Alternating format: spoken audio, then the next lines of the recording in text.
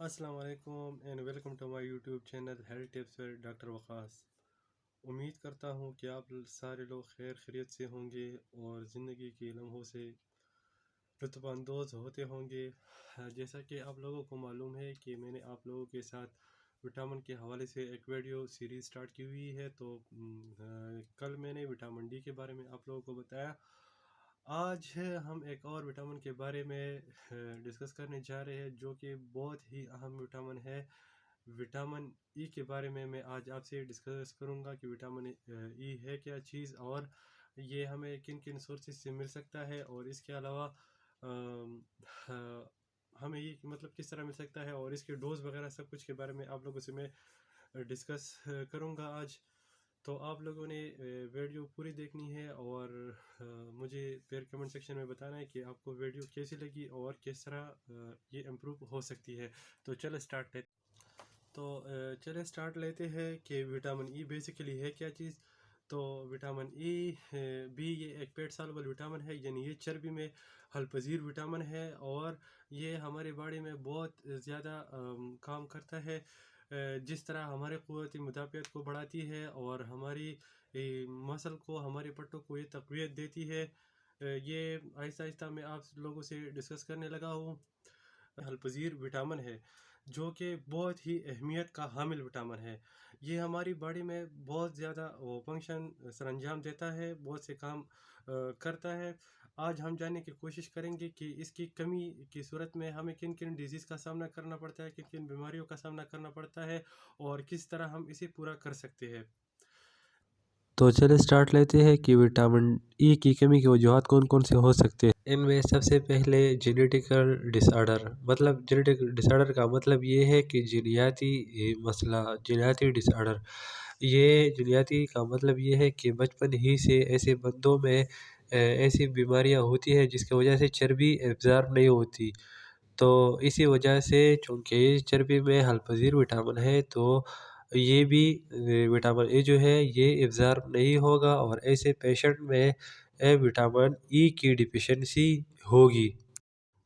दूसरा वजह ये भी है कि जो बच्चे वक़्त से पहले पैदा हो जाते हैं, कम वज़न वाले बच्चे जो अपने टाइम से पहले पैदा हो जाते हैं, तो इनमें आगे जाकर इनमें भी विटामिन ई की डिफ़िशियंसी हो सकती है।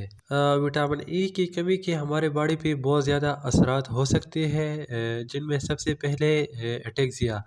एटेक्सिया एक ऐसी बीमारी है जिसमें हमारे मसल एक दूसरे से कोऑर्डिनेट नहीं कर पाते, और हमारा जो मूवमेंट है वो पूरा डिस्टर्ब हो जाता है। जिस तरह की तस्वीर में देखा जा सकता है कि ये जो पेशेंट है ये एटेक्सिया से मुतासिर है, और ये बेसिकली विटामिन ई की डिफिशियंसी की वजह से जो एटेक्सिया आ चुकी है इसमें, तो इसकी वजह से ये पेशेंट मुतासिर हो गया है, जो कि चल फिर नहीं सकता प्रॉपरली।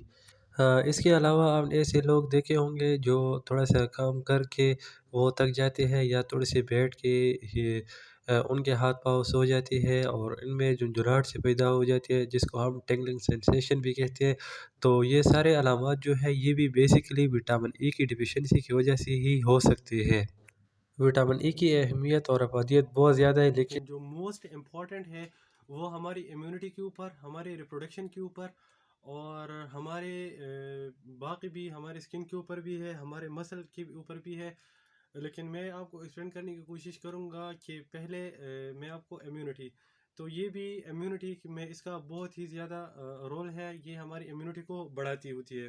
तकरीबन सारे विटामिन जो है वो तकरीबन उन सारों का हमारे उसमें बहुत ज़्यादा बड़ा रोल है इम्यूनिटी के ऊपर। इसके अलावा ये रिप्रोडक्शन पे भी काम करते हैं। तो मेल्स और फीमेल्स को मैं अलग अलग डिस्कस करने की कोशिश करूँगा। सबसे पहले फीमेल्स, तो फीमेल्स में विटामिन डी, विटामिन ई जो है, आज चूँकि हम विटामिन ई की बात कर रहे हैं, तो विटामिन ई बहुत ज़्यादा इम्पॉर्टेंट है फीमेल में मुख्तलिफ हवालों से।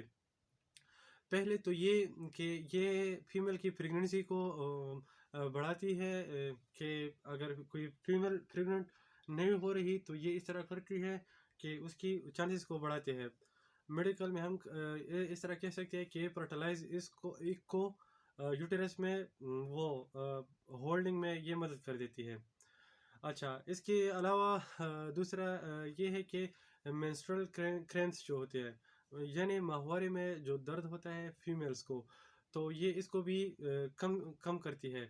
मतलब अगर कोई फीमेल ब्लीडिंग स्टार्ट होने से 2 दिन पहले ये यूज़ कर ले, और जब खून आना शुरू हो जाए तो उसके बाद 3 दिन बाद ये यूज़ कर ले, तो इसमें मतलब जो क्रैम्प्स होते हैं, जो ब्लीडिंग होती है, वो कम से कम होगी।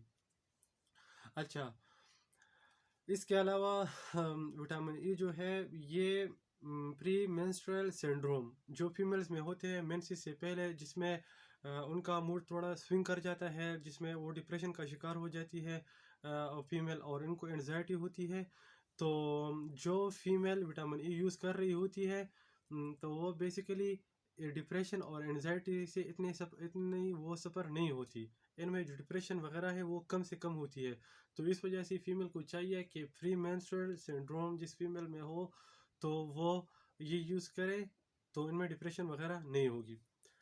अच्छा, और रिप्रोडक्शन के हवाले से चूंकि बात हो रही है, तो दूसरी साइड फीमेल्स है। तो मेल्स में विटामिन ई का बहुत ही बड़ा रोल है, चूंकि ये स्पर्म काउंट को और स्पर्म के फंक्शन को बढ़ाती है, और साथ साथ स्पर्म को बचाती भी होती है, यानी प्रोटेक्टिव एक्शन भी इसका है।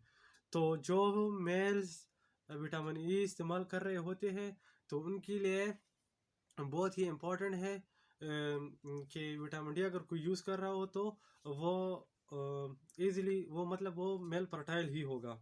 मतलब अ, उसमें फर्टिलिटी रेट बढ़ जाता है, क्योंकि उसके स्पर्म काउंट और फंक्शन बढ़ जाता है।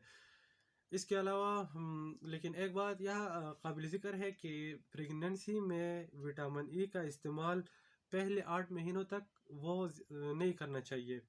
प्रेगनेंसी से पहले अगर फीमेल यूज़ करे, तो इसमें प्रेगनेंसी की चांसेस बढ़ जाती है, लेकिन एक दफ़ा जब फीमेल प्रेग्नेंट हो गई, तो इसको चाहिए कि प्रेगनेंसी के पहले 8 हफ्ते ये फिर विटामिन ई यूज़ ना करे, क्योंकि ये फिर बेबी के लिए फिर डेंजरस हो सकता है, हार्मफुल हो सकता है। तो इस वजह से उनको चाहिए कि 8 हफ्ते प्रेगनेंसी के पहले 8 हफ्ते इसे यूज़ ना करें। इसके अलावा विटामिन ई के और भी बहुत ज़्यादा इफ़ेक्ट है, जिस तरह लीवर लीवर अगर कोई लीवर में इन्फ्लेमेशन हो, मतलब सोजिश हो, और उसमें वो फैटी लीवर हो, तो विटामिन ई उसकी इन्फ्लेमेशन को कम कर सकती है। इसके अलावा विटामिन डी का बालों पे बहुत ज़्यादा असर है। अगर कोई बंदा विटामिन ई लगा रहा है तेल की सूरत में, या इसी तरह लगा रहा है, तो ये जो सर का जो चमड़ा होता है, ये उसको मतलब तक़वियत देता है, और जो बालों के जड़ें हैं उसको मजबूत बना देती है, और बाल जो निकल आते हैं वो मजबूत होते हैं, और वो फिर नहीं झड़ते। ये हमारी आसाबी कमज़ोरी भी कम कर देती है, और हमारे असाबों को मजबूत बना देती है, और उम्र के साथ साथ जो नज़र कमज़ोर होती है उसको भी बात स्टडी में ये दिखाया गया है कि उसको भी ये इम्प्रूव कर देती है। और इसके अलावा अल्जाइमर एक डिजीज़ है जिसमें बंदे की याददाश्त चली जाती है। तो जो बंदा विटामिन ई ले रहा होता है, तो उनमें फिर याददाश्त की जो कमी है वो ज़्यादा नहीं होती, मतलब उनकी याददाश्त भी ठीक रहती है। पार्किंसनिज़म एक और बीमारी है, तो विटामिन ई जो है वो पार्किंसनिज़म में भी दूसरी विटामिन्स के साथ, और जो एंटी पार्किंसनिज़म वाले जो ड्रग है, तो ये सब अगर इकट्ठे बंदा यूज़ कर रहा हो, तो फिर भी बहुत इफ़ेक्टिव है पार्किंसनिज़म में। इसके अलावा और भी इसकी बहुत ज़्यादा फ़ायदे हैं, लेकिन विटामिन डी में एक मसला ये भी है कि जो बंदा विटामिन ई अगर ज़्यादा खाए, तो ये इसके लिए इतना ख़तरनाक साबित हो सकता है कि इसकी डेथ भी हो सकती है। चूँकि ये पेट सॉल्युबल विटामिन है, ये बॉडी से इस तरह नहीं निकल सकती। तो जब भी यूज़ करना चाहे, तो एक प्रॉपर डोज़ में वो आपने यूज़ करना है। मैं आपको अभी बताऊँगा कि ओवरडोज़ से हमें क्या-क्या नुकसानात हो सकती है विटामिन ई के। अगर हार्ट का कोई पेशेंट इसे ले रहा है, तो इसमें हार्ट फेलियर के चांसेस बढ़ जाते हैं, क्योंकि विटामिन ई जो है ये हमारी खून को जमने से रोक के रखती है। इसी तरह अगर कोई डायबिटिक पेशेंट जिसमें शुगर हो, तो इनमें भी हार्ट फेलियर के चांसेस, यानी दिल के फेल होने के चांसेस बढ़ जाते हैं। इसके अलावा स्ट्रोक जिसमें सर के रगों का बंद हो जाना या बढ़ जाना, वो भी अगर बंदा विटामिन ई ज़्यादा डोजेज में ले, तो वो भी कर सकता है, स्ट्रोक भी काज कर सकता है। जनरल अगर ओवरडोज हो जाए तो इसमें बंदे को थकावट वगैरह, वोमिटिंग होना, मतलब समटाइम्स में ये चीज़ें आ जाती है, लेकिन जो मेजर मेजर है इसमें हार्ट फेलियर तक हो सकता है। तो हमें चाहिए कि ज़्यादा फोकस जो है वो सप्लीमेंट पे ना करें, और वो करें कि हम इसको नेचुरल सोर्सेज से ही लें, चूँकि सप्लीमेंट में ओवरडोज के चांसेस बढ़ जाते हैं। तो इस वजह से हमें चाहिए कि सप्लीमेंट के बजाय हम फूड की तरफ आ जाएँ, नेचुरल चीज़ों की तरफ आ जाएँ। अब नेचुरल चीज़ों में ऐसी कौन-सी चीज़ें हैं जिससे हमें विटामिन ई मिल सकती है? तो सबसे पहले अनाज, जो अनाज अगर बंदा खाए, इसके अलावा वेजिटेबल ऑयल्स अगर बंदा खाए, जो नेचुरल बीज से जो भी तेल निकलते हो वो अगर बंदा खाए, उसमें विटामिन ई पाया जाता है।